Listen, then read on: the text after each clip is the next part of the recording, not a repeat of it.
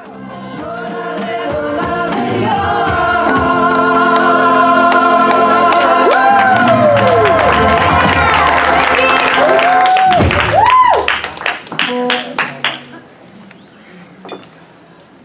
it nice to have Becky back again? Yeah!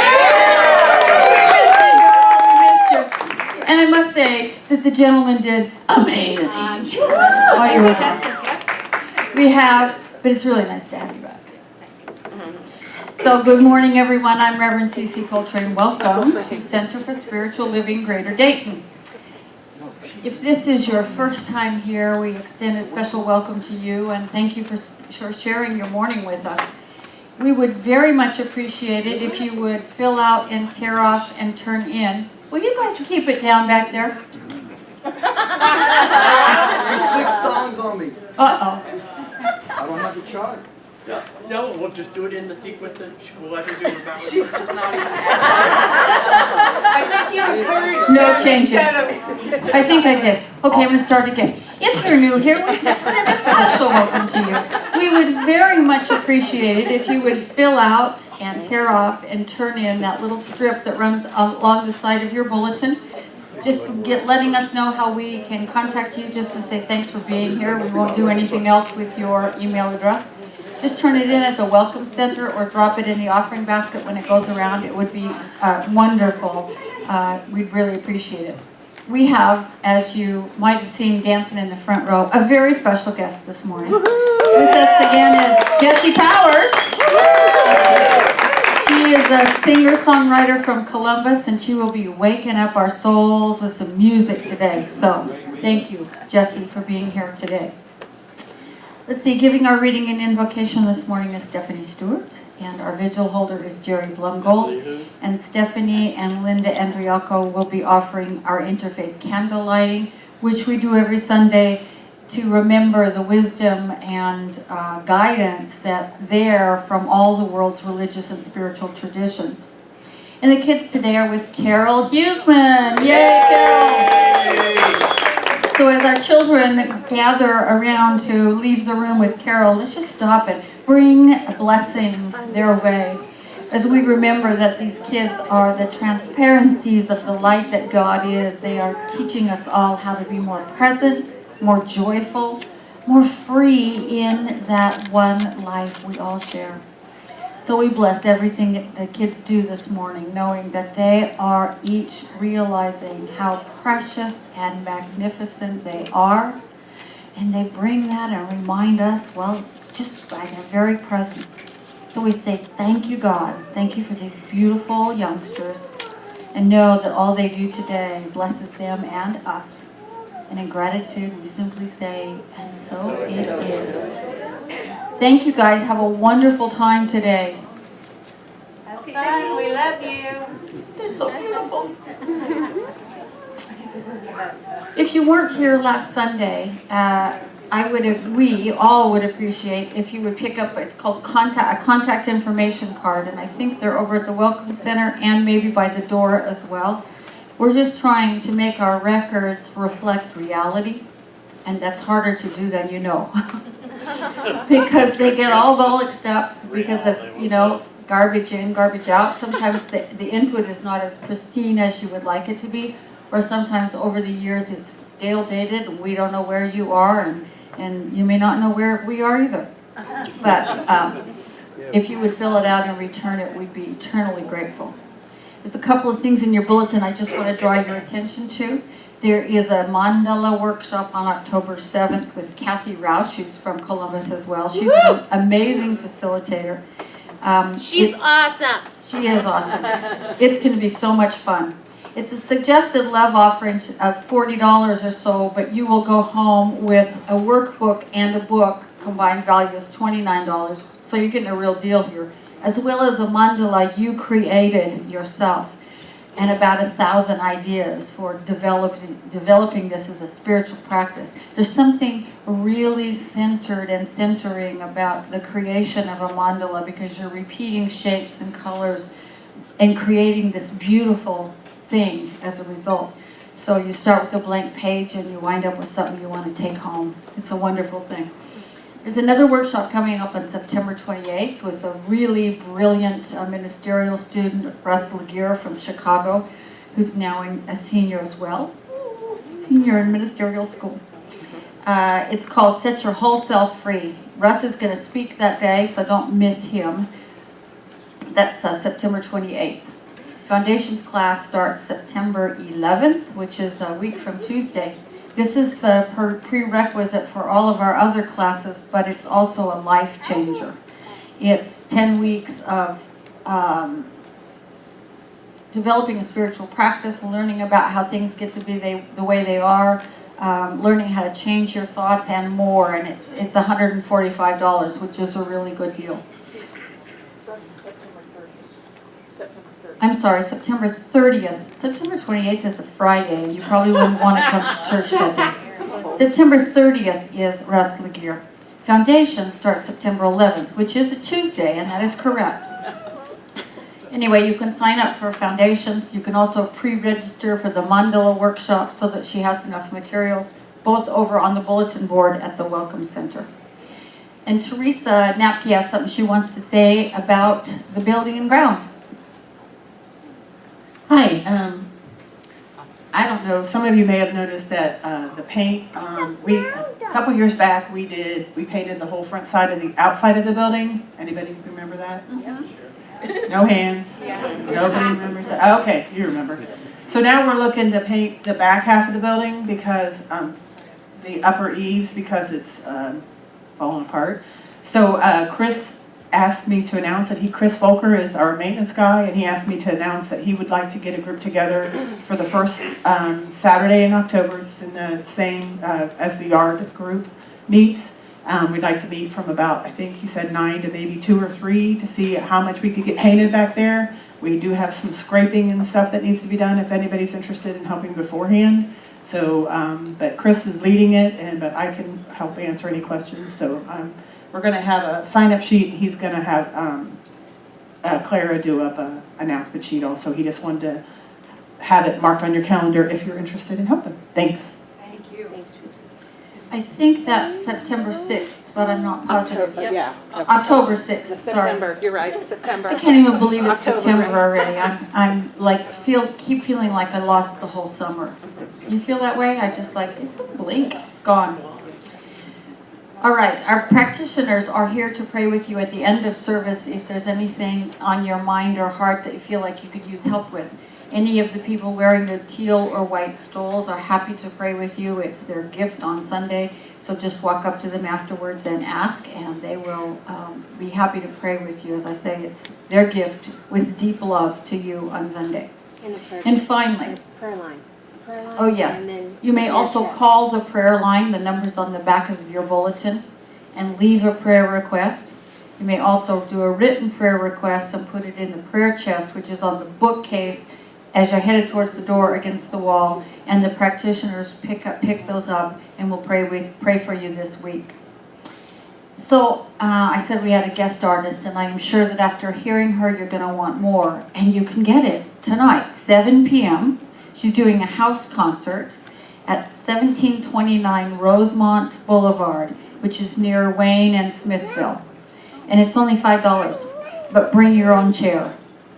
You know how you know what that's all about, right? Nobody has enough chairs. It's indoors, by the way. It's Not outdoors. It's indoors. Oh, that'll be nice about 7 o'clock tonight, because it's a humid and hot day. So tonight, 7 p.m., you can catch a house concert. But right now, help me welcome Jessie Powers, who's going to sing "Words Come Slow." Yes, ma'am. Oh, thank you. So I want everyone to just take a deep breath. And just remember that sometimes we can get caught up in analyzing and getting all wordy and trying to understand everything. And I want today to I want to invite you to just receive Reverend Cece's message in a different way. So today, instead of listening with your mind, listen with your heart.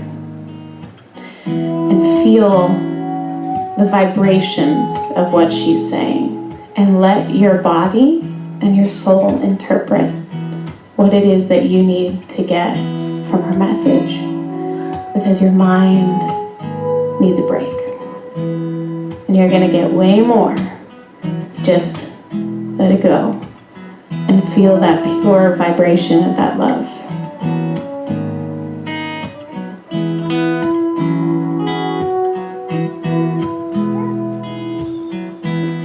I am the master of feelings. I build cages from words. I try to capture emotion before it captures me first. And I don't know why I'm so afraid. And it wasn't so easy to write you a love song, 'cause I learned anything I think or say about love doesn't capture love at all. Had to let go of language so I could truly feel. And I guess words come slow when love gets real.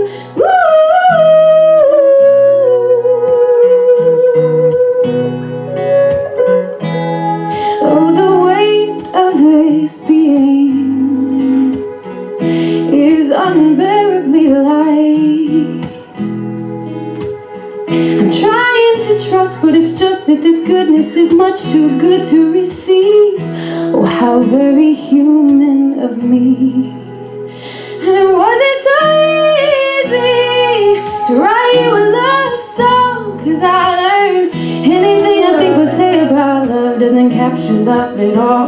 Had to let go of language so I could truly feel. And I guess words come slow when love gets real.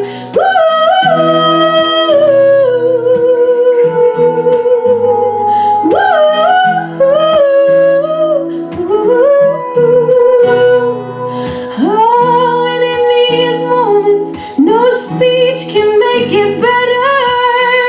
No word or phrase encapsulates the love we made together. Love that's no language, no true way to be relayed. You can tell your life story in 1,000 ways, still the essence of living can't be pinned to a page. And it wasn't so easy to write you a love song, 'cause I learned anything I think or say about love doesn't capture love at all. Had to let go of language so I could truly feel it. I guess words come slow when love gets real. And it wasn't so easy to write you a love song, 'cause I learned anything I think or say about love doesn't capture love at all. Had to let go of language so I could truly feel. And I guess words come slow when love gets real. I guess words come slow when love gets real. I guess words come slow when love gets real. I guess words come slow when love gets real.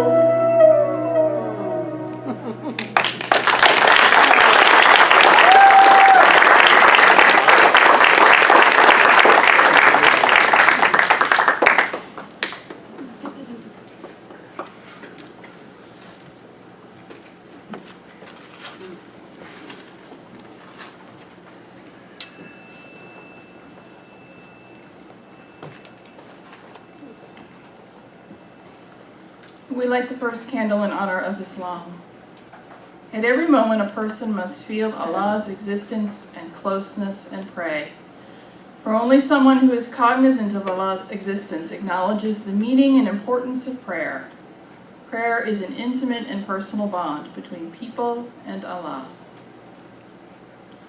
We light the second candle in honor of Judaism.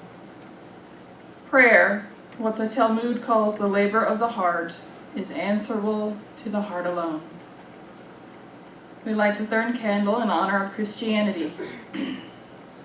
Do not be anxious about anything, but in everything by prayer with thanksgiving, let your requests be made known to God, and the peace of God, which surpasses all understanding, will guard your hearts and minds. We light the fourth candle in honor of Sikhism. Prayer means an active yearning of the soul to feel one with God, who is always active and patient, who is always hopeful. Prayer should therefore refresh our spirit and make us ready to do God's will. This could be done if we first commune ourselves with the God revealed in history and reverently watch the organic growth of divinity in humankind. We light the fifth candle in honor of Buddhism. When we feel disconnected and afraid, we long for the comfort and peace that comes from belonging to something larger and more powerful. While prayer may suggest a dualism of self and other, in my experience, when we fully inhabit our longing, it can carry us to the tender and compassionate presence that is our own awakened nature. We light the sixth candle in honor of Native American religions. May the stars carry your sadness away. May the flowers fill your heart with beauty. May hope forever wipe away your tears. And above all, may silence make you strong. And we light the final candle in honor of African traditional spiritual traditions. In the beginning was God. Today is God. Tomorrow will be God. Who can make an image of God? God has no body. God is the word which comes out of your mouth, that word. It is no more. It is past, and still it lives. So is God.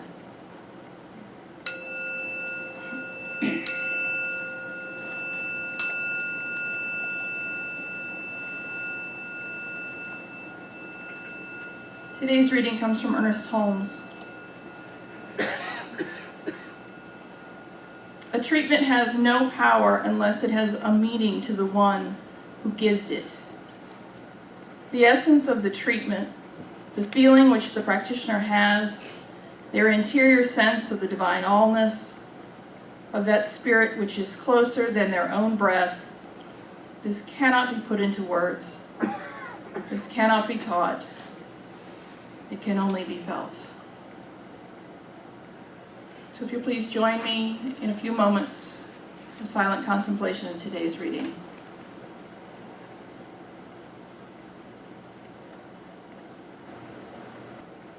And so in this moment together, I rejoice.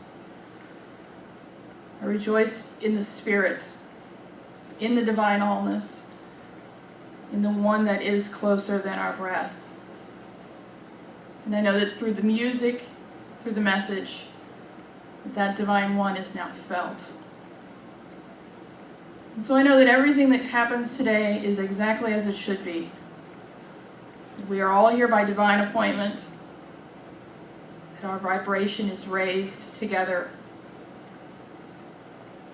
And I know this is a moment of great love, great power, and ultimate joy. And so it is.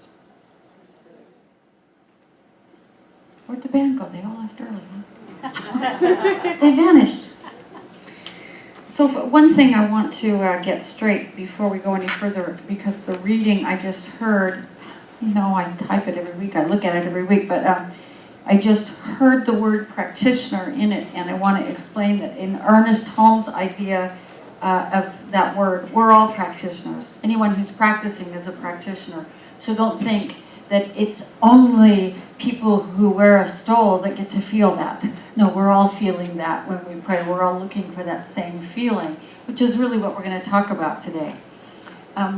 If you're into classical music at all, then think about what happens when you hear a really world-class violin player. Somebody like Joshua Heifetz or Anne-Sophie Mutter or Joshua Bell. And compare that with the guy with the fiddle on the street corner. It's still good music, but there's a difference in what you feel in response to the music. There is a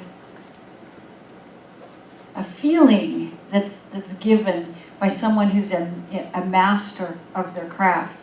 Or have you ever heard somebody give a speech about something they don't really know anything about, and it's hard to follow, and you walk away thinking, I didn't get much out of that? Compare that to someone who's deeply and passionately involved in the subject that they're covering. But why should that be true? Why should it be true that the information hits us differently depending on who's giving it? What causes that is the feeling that accompanies our experience. A great violinist or a good speaker elicits feeling in us. Our founder, Ernest Holmes, wrote, "That which is felt cannot be taught, while that which is taught may be felt." A treatment, which is what we call affirmative prayer, has no power unless it has meaning to the one giving it, the one praying it. The essence of the treatment, the feeling of the one praying, the interior sense of the divine allness of that spirit which is closer to us than our own breath. This cannot be put into words, and this cannot be taught. It can only be felt. So we're continuing this exploration of affirmative prayer that we started last week with the form of things. You know, here's a way we suggest to do it, a form. But this month we move into the fire behind it, the thing that actually causes the change, which is feeling. Because it's not only true that prayer has meaning when there's feeling behind it. That's true everywhere in life. Meaning and feeling are deeply intertwined in every part of our lives, are they not? When you're having a bad day, why is that?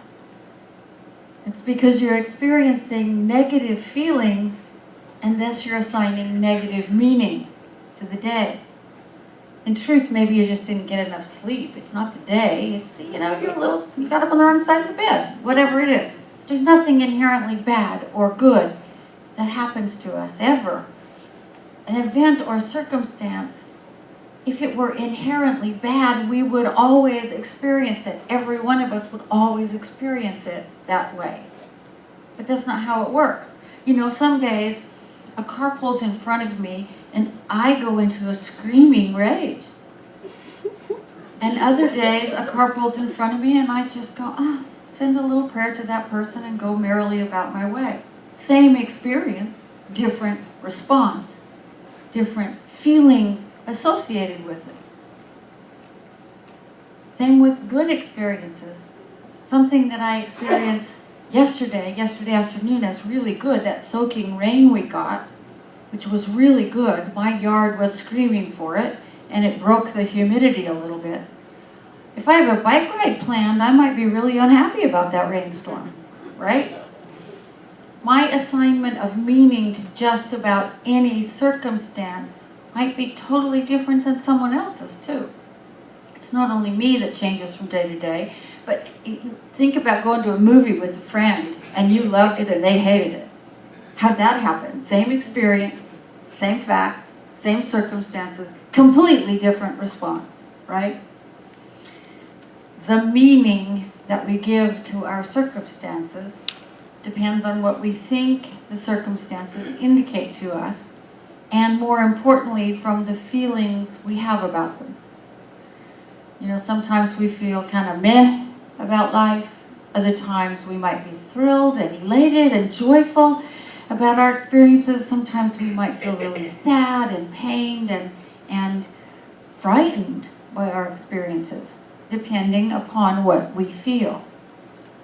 And a lot of what we feel depends on whether we're conscious about our feelings, whether we're conscious about where they come from and how they're generated, about whether we're conscious enough to know ourselves well, or whether we shy away from self-exploration. We assign meaning to what's going on based upon what's going on in our emotional selves, and feelings are crucial to what's going on in our lives, and crucial to the power of prayer. Because the feelings with which we pray affect the prayer's ability to change us, we're not praying to change God. Spirit does not need to be changed. We're praying to change ourselves, right? Spirit is perfect and whole and complete, and so what we're trying to do is change this matrix of thought and feeling that we call our consciousness. And that's what we live from. That's what colors everything we experience. It decides, this matrix decides whether we have a good day or a bad day, a good moment or a bad moment. And as I said last week, I have come to a new appreciation of this practice we call prayer. It is essential to our well-being, perhaps more essential now than it's ever been, because we're in, a friend of mine calls them chaotic times, which is stuck between chaos and order. We're stuck right between the two, right? And some days it looks a lot more like chaos, doesn't it? It really does. It's a very strange time. We're at this time of the birth of a new paradigm in the mind of humanity, in the joint mind of humanity. It's big. It's a big change. And big changes feel very unsettling. They really do. And sometimes it feels like everything's fallen apart rather than being remade.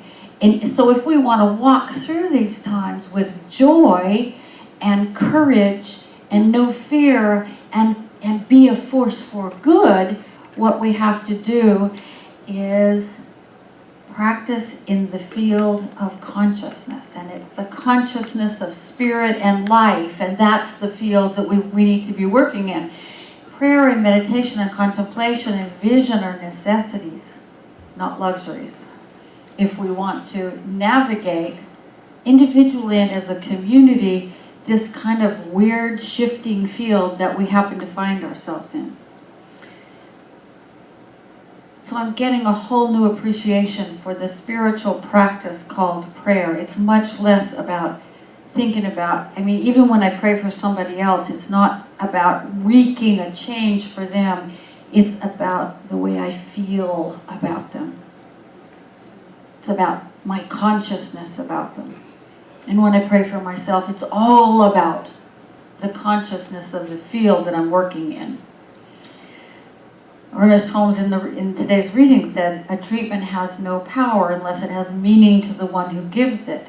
And what is it that must be felt in spiritual practice? The feeling which is beyond words, statements, and phrases. It is the essence of life, he says, the spirit of the thing, from which the mind automatically draws an intellectual conclusion. This feeling results in words which are an activity of the feeling. Our words are an activity of our feeling. The enforcement of the principle back of it. In this way, the word becomes spirit and life. I love that. So when we started this exploration back at the beginning of August, I said that spiritual mind treatment or affirmative prayer is a curative that we apply to our consciousness to change our mistaken thoughts.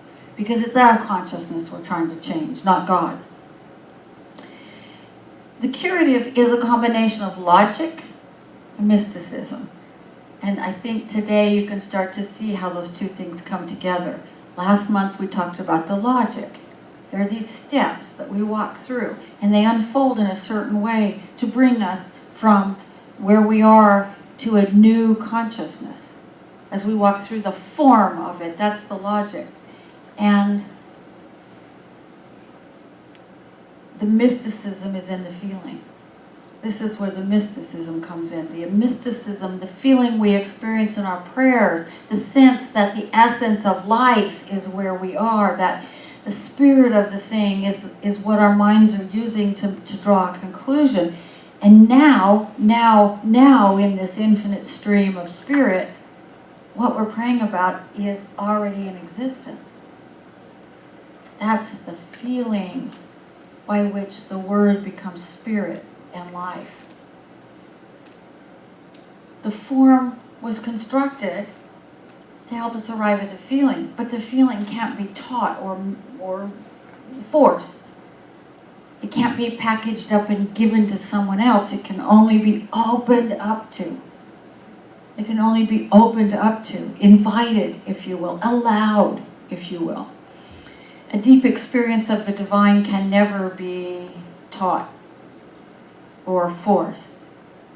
It can only be allowed, and all of our spiritual practices are designed to open us up, to put us in a place where we feel ourselves one with all that is.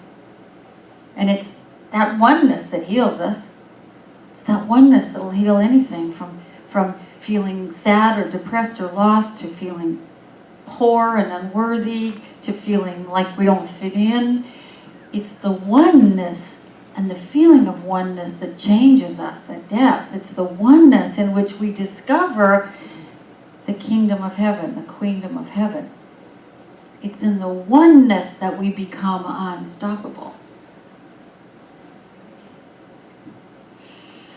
See, it's there that we realize that the world we live in has the potential. It's filled to overflowing with the potential for goodness, for wonder, for joy.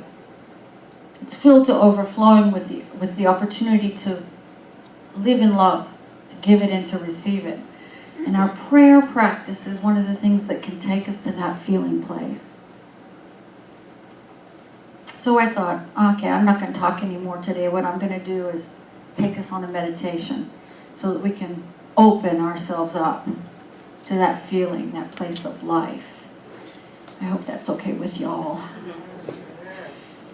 So get as comfortable as you can with your feet on the floor and your weight evenly distributed in your chair. And if you're comfortable doing so, close your eyes. And take 3 long, slow, deep breaths. And with each exhale, just imagine all the tension is draining out of your body through the soles of your feet and disappearing into the earth. This beautiful planet we live on can handle it much better than you can, so just let it drain away.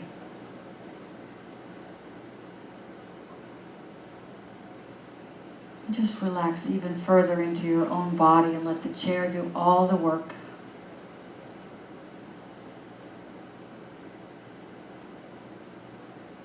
And now imagine with me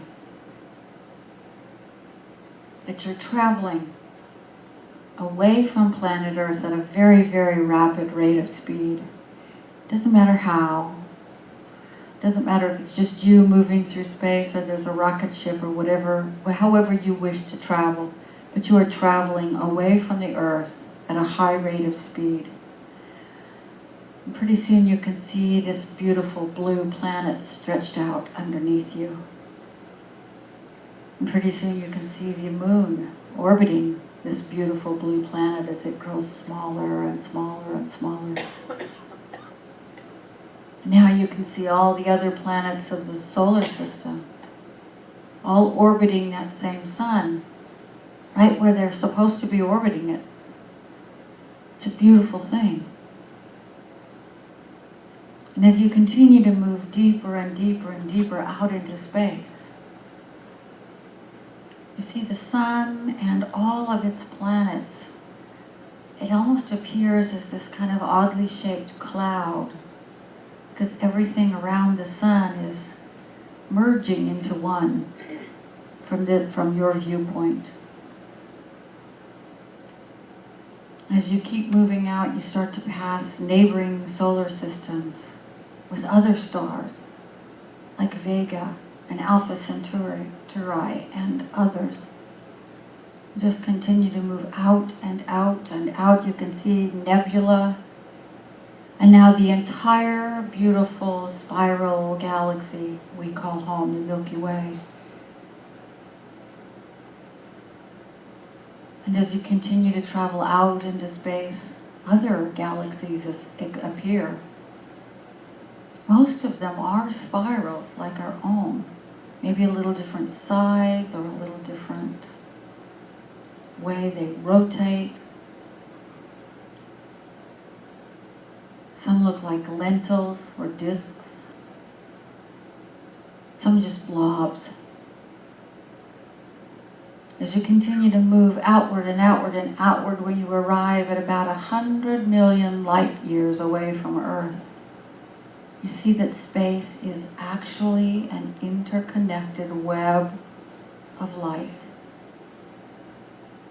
Everything is connected in this web of light. Every planet, every gas cloud, every asteroid, every unidentified lump of matter, everything is connected through a giant web of light.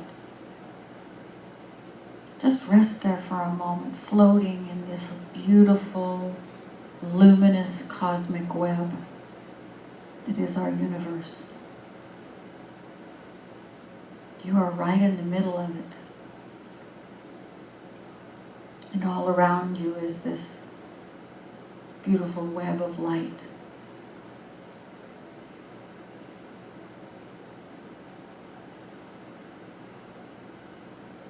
And now imagine with me that you can see into your own cells. As you look at your skin, one cell becomes very clear and you dive right into that cell. There's a nucleus. There's all the little organelles inside the cell membrane, around the nucleus. You move toward the nucleus and into it, and suddenly you see strands of stuff everywhere. It's DNA. And as you move closer and closer to the DNA, all of a sudden you see that beautiful double helix. It looks like a twisted staircase.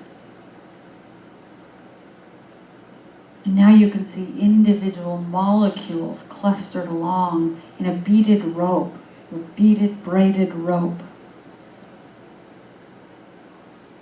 And you head straight into one of those molecules and then into a single atom.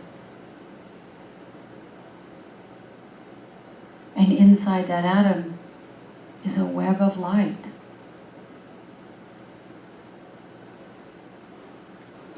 On this submicroscopic scale, the subatomic particles are moving faster than you can even perceive. But as they move, they emit light.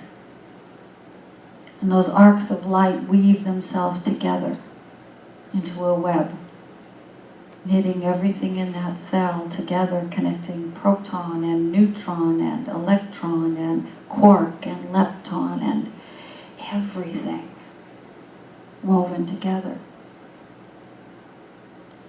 This is the cosmic web drawn infinitesimally small and pulsing with light. As the electrons move from one quantum level to the next. So here you are in one of your own cells in this same web of light. This is what's going on everywhere, all the time. It is this cosmic pattern of energy that weaves together everything. It's happening in every atom in your body, every atom of oxygen that you breathe in, every atom of carbon and oxygen that you breathe out. Every interconnection between people and trees and animals and plants and rocks and planets and stars and galaxies and asteroids and nebula and everywhere. There is this cosmic web of light energy connecting everything, stretching from the furthest reaches of the universe all the way into the individual atoms of your body. It's all interwoven with light, linked by this intelligence and energy that makes it all work.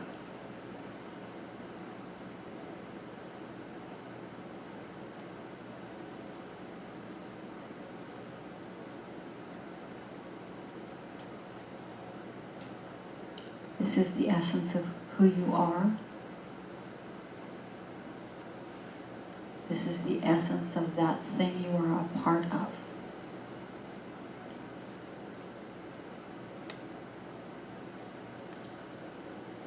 See if you can let yourself feel that interconnectedness.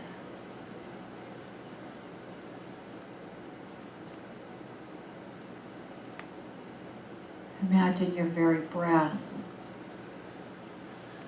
emitting light as it enters your body, and that light connecting with everything else in your body.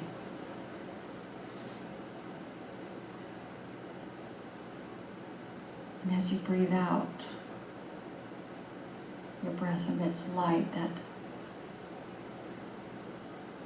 connects with all the light in the universe. From where you are till the end of the universe. It's all woven together.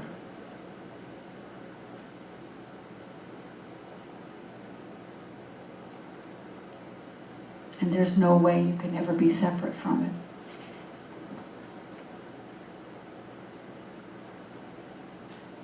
So just breathe here for a moment and relax and enjoy.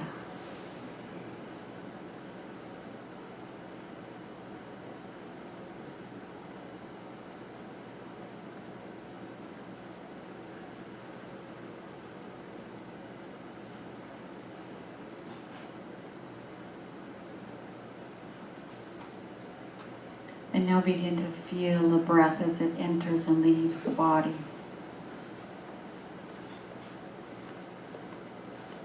Feel that everlasting tide of inhale and exhale. In and out. In and out.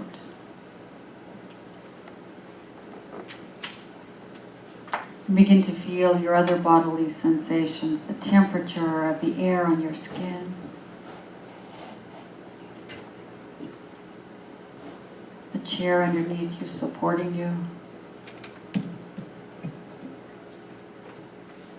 Begin to be conscious of your body in your chair in this room. Bringing back with you that sense of the interconnectedness of all that is. Consciously bring yourself back to this moment and this place. It is that sense of interconnectedness, of oneness with everything that exists, of being a place of absolute energy and power and divinity in the middle of a field of absolute power and divinity and life. That's what we seek in prayer. So practice it. Practice it this way, or practice it in some way that really brings you into a sense of flow of life, of connectedness with all that is. Because when you feel that essence of life flowing through you and around you, that's when we are working in that field that is the very essence of life. And when we pray from that place, that kingdom of heaven, that queendom of heaven, we realize it's right here, it's right now. And so let's pray together from that place right now. As we continue to sense that interconnectedness with everything, from the tiniest subatomic particle in our bodies to the outer reaches of the universe. We realize that we are one in and with this web, this cosmic web of energy and light and life. We realize that there's no way we could ever be separate from it, and there's no way we could ever be lost in it. And that if we were not right where we are, something would be missing, for we are an essential part of this cosmic web. And it is pulsing with power and light and life. It is the very essence of life itself, of creativity, of joy, of love. And it is right where we are. And as we acknowledge that, we realize that it is this that we use to connect ourselves to the joy of life, to the happiness of love, to the excitedness of creativity. And it is this which connects us one to the other, so that all we do ripples outward to change everything. We not only change ourselves when we come from this place of connectedness, but because there is this web, what we do touches others. It ripples out. It spreads the joy, it spreads the love, it spreads the peace.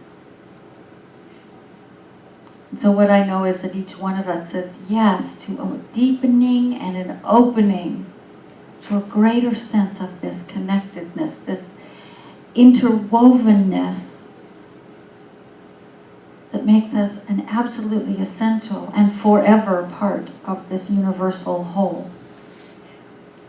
Do we let that sense of oneness and connectedness permeate all that we do? And fear vanishes and love grows. And sadness eases and joy grows. And depression dissolves. And an absolute bliss replaces it. As we move further and further and further into the mystical awareness that there's only one here. And knowing this is the truth about us and our lives, that as we become more and more aware, we become more and more free. I give thanks. I give thanks for everyone who is here and for this time, this sacred time we have together. I give thanks for the change it wreaks in each one of us, and the change that change wreaks in our world.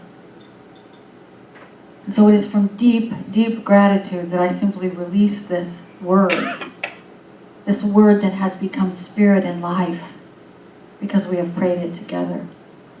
I simply let it go, knowing it's already done. And we say together, and so it is.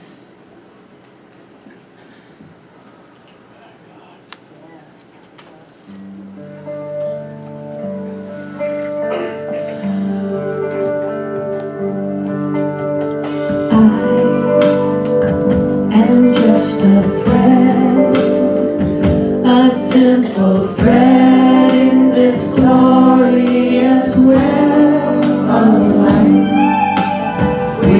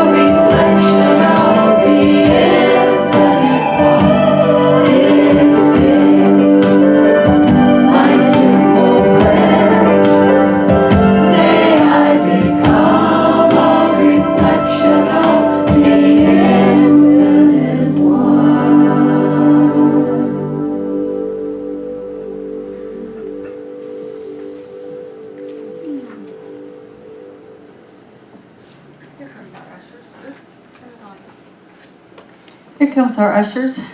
Come on up, guys, ladies.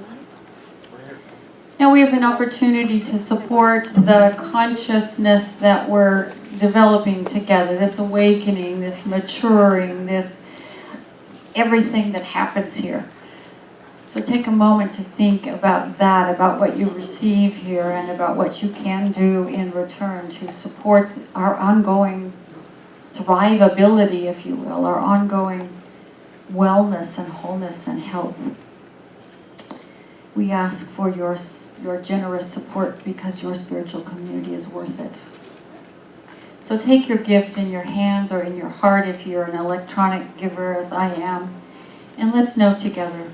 I know the activity of abundance. I know the activity of abundance. In my life and in this center.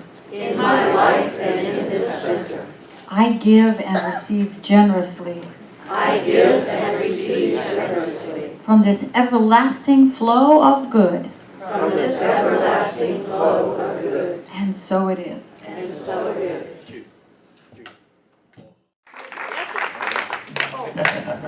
Some people are too young to know that song. And on that note, we'd like to bring Jessie Powers back up to the stage. Yes. She's one of them. That's true. It is true. Once Procol Harum, she says, God bless him. So Jessie's going to do another one of her original songs. Jessie, why don't you tell these fine people what you're doing? Oh, I'm doing a song called Unstoppable.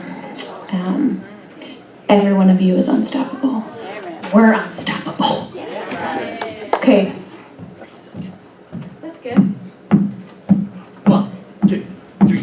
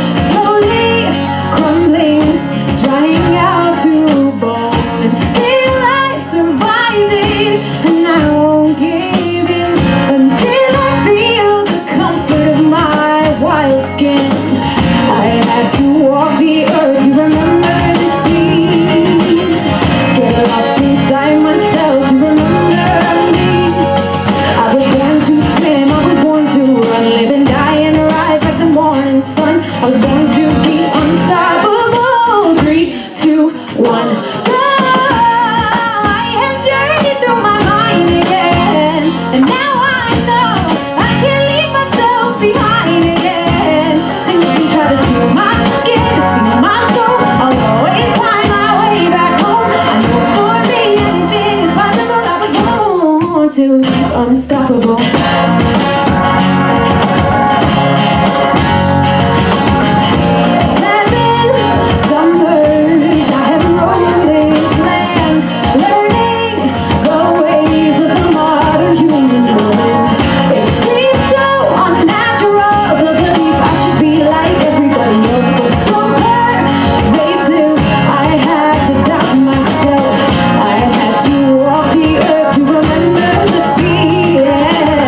Yeah.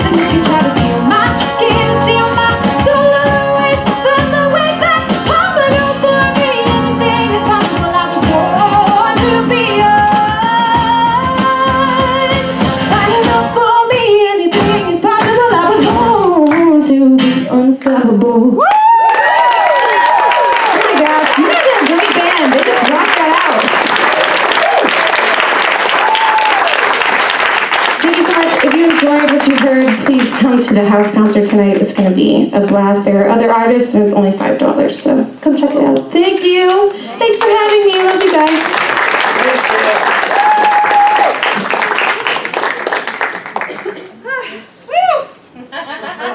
My day has been made. I don't know about yours, but my day has been made. I got to hear Unstoppable in person, one of my favorites. So thanks to everyone who made this morning's service possible. Thank you all for being here today. Our ushers and our greeters, our practitioners, our welcome team, and Miss Jessie Powers. And